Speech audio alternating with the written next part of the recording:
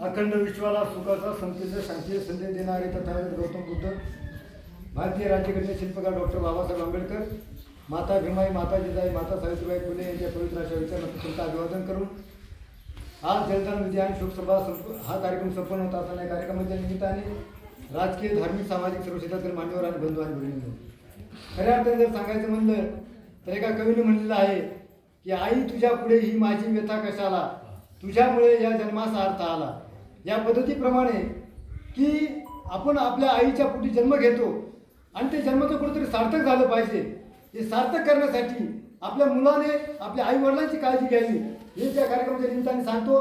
माझ्या आधीच्या वक्त्यांनी आणि माझे बंधू समाज प्रबोधनकार सुधाकर आबळ साहेब यांनी खूप काही प्रवचनरूपी सेवेमध्ये अनेक दृष्टांत देण्याचे प्रयत्न केले आहेत. त्यामुळे याच्या पलीकडे मी काही बोलू शकत नाही. म्हणून मी खेड तालुका डॉक्टर संघटनेच्या वतीने, पत्रकार संघटनेच्या वतीने आणि माझ्या ओळख कुटुंबियाच्या वतीने या मातेला भावपूर्ण श्रद्धांजली अर्पण करतो आणि तेच सांगतो. जय हिंद.